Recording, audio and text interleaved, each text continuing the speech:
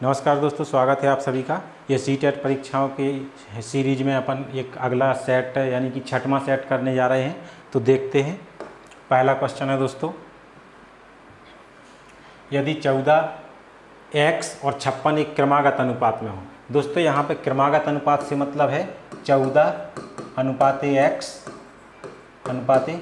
56। यहाँ पे क्रमागत अनुपात से मतलब होता है लगातार, यानी कि 14:x समानुपाते x अनुपाते 56, मतलब 14/x = x/56। दोस्तों जब तीन क्वांटिटी रहती हैं तो बीच वाली क्वांटिटी को दो बार यूज करते हैं। तो यहाँ x और x का मल्टीप्लाई x² हो जाएगा 14 × 56। इनको सॉल्व करते हैं दोस्तों। x² = 14 को लिख देंगे दोस्तों 14 और 56 को 14 चौको 56। दोनों तरफ का स्क्वायर रूट ले लेते हैं तो स्क्वायर से स्क्वायर रूट कैंसिल आउट हो गया। ये 14 बाहर निकल आएगा और 4 का स्क्वायर रूट 2, या इसको ऐसे लिख सकते हैं 2 × 2। तो ये पेयर बन के यहाँ आ गया। तो 14 दूनी 28। तो इसका आंसर हो जाएगा दोस्तों 28। नेक्स्ट क्वेश्चन देखते हैं दोस्तों।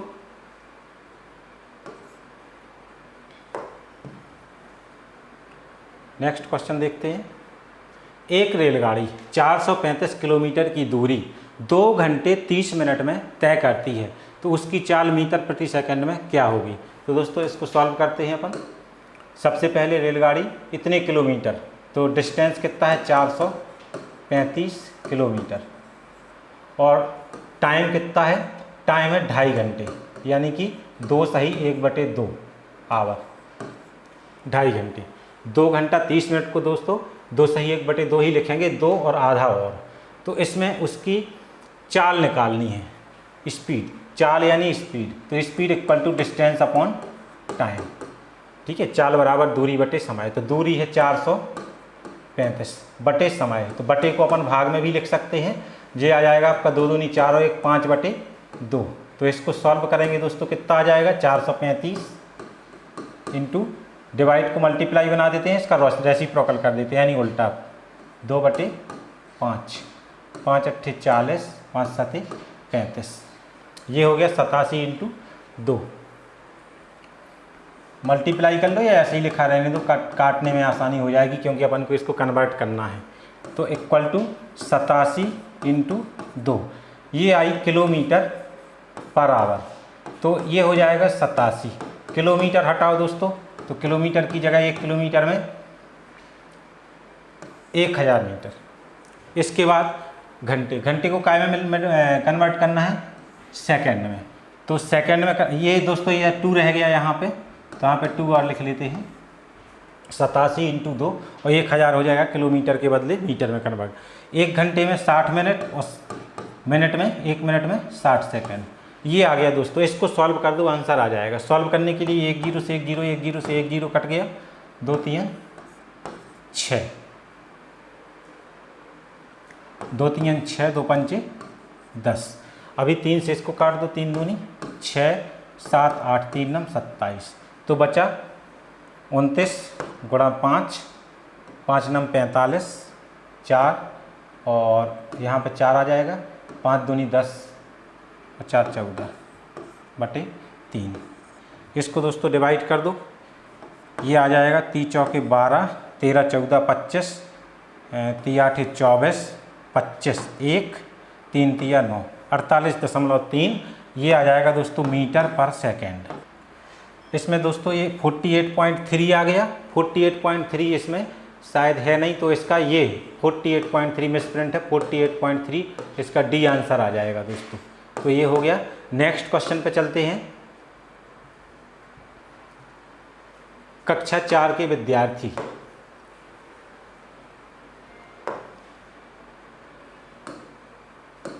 कक्षा 4 के विद्यार्थियों को आयतन के बारे में समझाना है। आप निम्नलिखित में से किसे बेहतर विकल्प मानते हैं। तो यहाँ पे दोस्तों ध्यान देना थोड़ा सा कि आयतन के बारे में समझाना है, ये ध्यान देना हो, ये भी ध्यान देना है कि कौन सी कक्षा है, कक्षा 4। ठीक है ना। और ये भी कि सबसे बेहतर विकल्प क्या है। अब सबसे बेहतर विकल्प क्या है, शंकु का आयतन बताएंगे। तो दोस्तों शंकु का आयतन क्यों बताएंगे, और दूसरे आयतन भी तो बता सकते हैं, शंकु के क्यों। तो जरूरी नहीं कि आप शंकु का बताएं या कोई और बताएं, आयतन बताना ही नहीं है अपन को, 4th क्लास के बच्चों को आयतन पढ़ाना ही नहीं है, ठीक है ना, उनके फॉर्मूले नहीं पढ़ाना। किसी भी वस्तु का आयतन उसका कुल ऊपरी सतह होता है। दोस्तों ऊपरी सतह तो पृष्ठीय क्षेत्रफल होता है, तो ये भी नहीं करना है, ये भी नहीं करना है, तो उपरोक्त सभी तो पहले ही हट गए, ये भैया ये नहीं है। तो एक बाल्टी में जितना अधिकतम पानी बन सकता है वही उसका आयतन है। एक कमरे में जितनी हवा बन सकती है वही उसका आयतन है। किसी भी चीज़ में जिसमें कोई चीज़ भर सकें, ठीक है ना, तो उसमें जितनी चीज़ बन जाए वो उसका आयतन होता है। तो दोस्तों इसका आंसर हो जाएगा एक बाल्टी में जितना अधिकतम पानी बन सके वह उसका आयतन है। नेक्स्ट क्वेश्चन देखते हैं दोस्तों।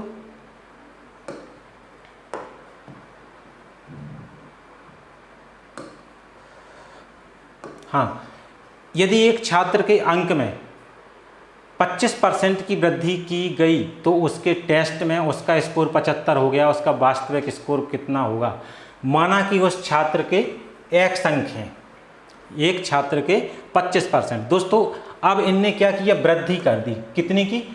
25% ऑफ x, 25% जो x थे यानी जितने नंबर थे उसमें 25% की वृद्धि कर दी, तो जोड़ दिया, तो उसके टेस्ट परीक्षा में अब 75 स्कोर हो गया वृद्धि करने के बाद, यानी पहले था और जो वृद्धि की वो पूरा मिला के 75 हो गया। तो x प्लस 25% यानी कि 100% हटाया तो 100 इक्वल टू 75, 25 चौको 100।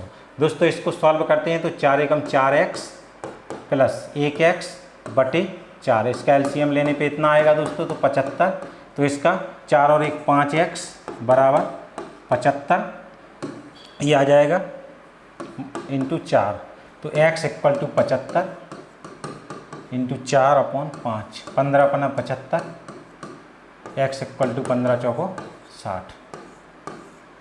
दोस्तों उसके स्टार्टिंग में 60 नंबर थे, ए ऑप्शन इसका राइट आंसर होगा। नेक्स्ट क्वेश्चन देखते हैं दोस्तों। हाँ,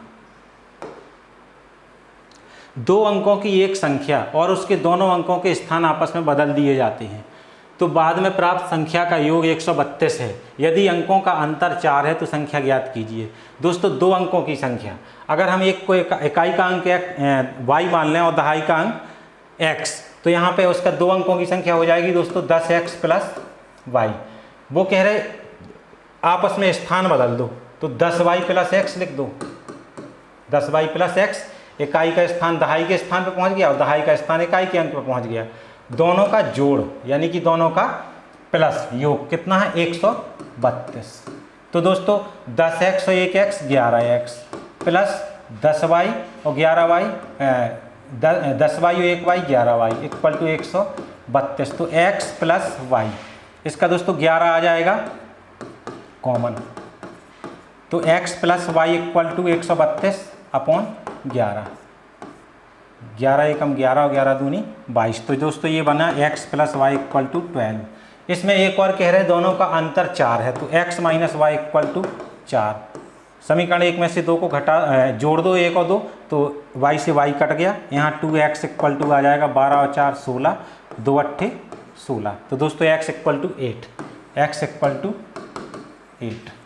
अब x इक्वल टू 8 कहाँ पे रख दो? समीकरण एक में, यहाँ पे x प्लस वाई, तो x की जगह 8, y इक्वल टू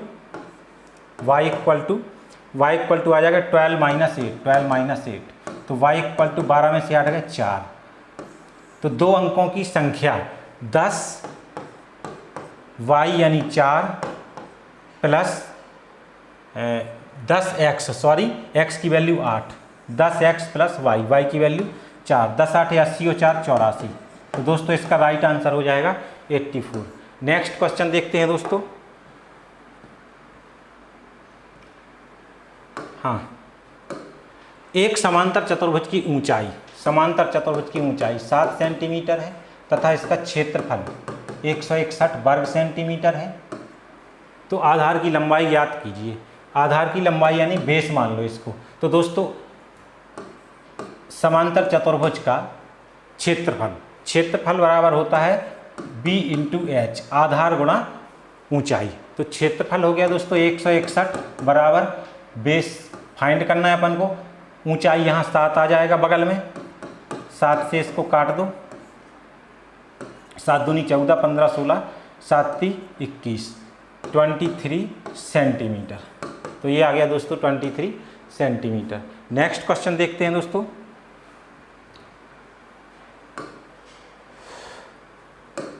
निम्नलिखित में से कक्षा 5 के अभ्यर्थियों को क्या पढ़ाना सबसे ज़रूरी होगा।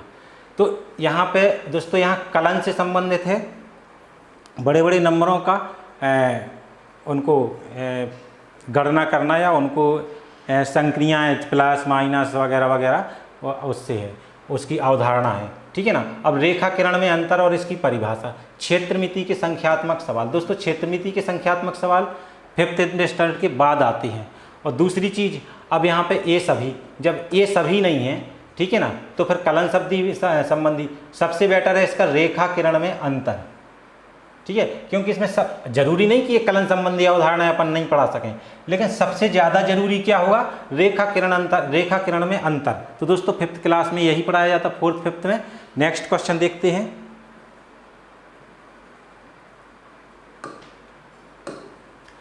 दो 2189 और 2587 का मासा प्राप्त होगा। तो इसका दोस्तों मासा निकालना है, तो इसका अपन गुणनखंड विधि से निकालेंगे तो बहुत लंबे हो जाएंगे और गुणनखंड निकालना भी आसान नहीं रहता। तो दोस्तों इसको लॉन्ग डिवीजन मेथड से करते हैं। तो 2 5 8 7,